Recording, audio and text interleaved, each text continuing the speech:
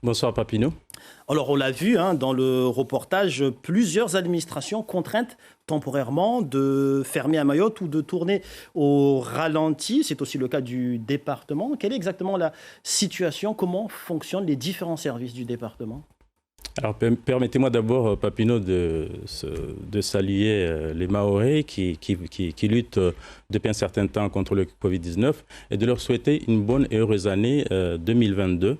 De bonne santé face à la Covid-19 toujours et de réussite dans leur entreprise quotidienne. Alors, pour répondre à votre question, comme beaucoup d'administrations, le conseil départemental s'est réuni pour voir comment on va gérer la crise, parce qu'on a vu que l'Omicron prend de l'ampleur. Et on s'est organisé de façon à ce qu'on mette en sécurité les agents du conseil départemental. C'est la première mission que nous avons pensée. Mais au-delà de ça, nous avons pensé qu'il n'y a pas que les agents du conseil départemental. Le conseil départemental agit pour la population de Mayotte au niveau de la barge, au niveau des transports scolaires, mais au niveau aussi des PMI. Donc, ces services vont fonctionner, nous allons les maintenir. Alors, et plus précisément, concernant le conseil départemental, les agents du conseil départemental, comment ça va se passer? On sait qu'il y a beaucoup d'absences liées à la contamination. Est-ce que, par exemple, le télétravail va être généralisé? On sait que le gouvernement veut qu'il soit de 3 à 4 jours par semaine. Nous avons échangé avec monsieur le préfet hier et il a demandé à ce que les agents puissent travailler 3 jours minimum par semaine en télétravail. Nous allons le mettre nous allons nous fier à cette mesure, nous allons le mettre en place, mais quand cela ne le nécessite pas, eh bien les agents doivent venir travailler.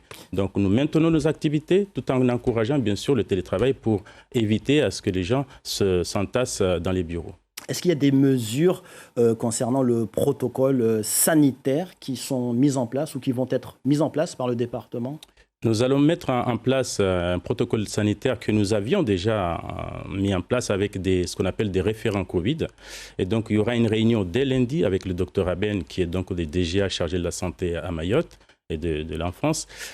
Donc, il y aura une réunion avec ces référents Covid pour renforcer ce protocole-là et de mettre à renforcer dans des endroits, comme je le disais tout à l'heure, au STM ou dans les PMI, de mettre à disposition les gels. On continue toujours à le faire, les gels hydroalcooliques, les masques, et d'orienter les gens pour pas qu'ils s'entassent beaucoup, parce qu'on sait que sur la STM notamment, il y a beaucoup de passagers qui voyagent tous les jours. Alors, on sait que lors des vagues précédentes du Covid-19, le département a eu à s'occuper, à soutenir des entreprises, des communes en difficulté par rapport à cette crise sanitaire. Est-ce que c'est prévu pour cette vague, un accompagnement financier ou autre concernant ces entreprises?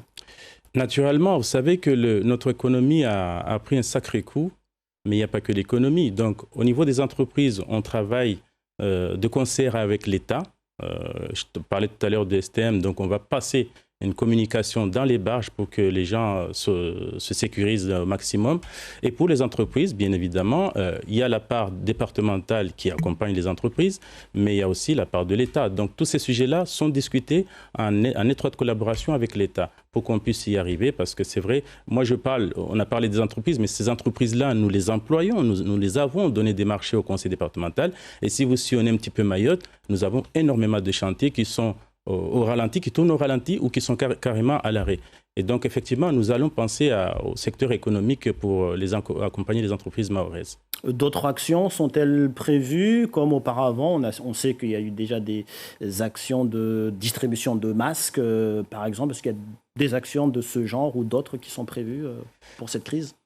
Alors, des actions de distribution de masques pour les agents, on les a prévues, on en a parlé. Alors, pour les Mahorais eux-mêmes, il faut qu'on travaille avec les mairies aussi. Donc, si les mairies nous sollicitent parce qu'il faut accompagner dans les CCAS notamment ou dans les mairies même, nous, on est prêts à les accompagner.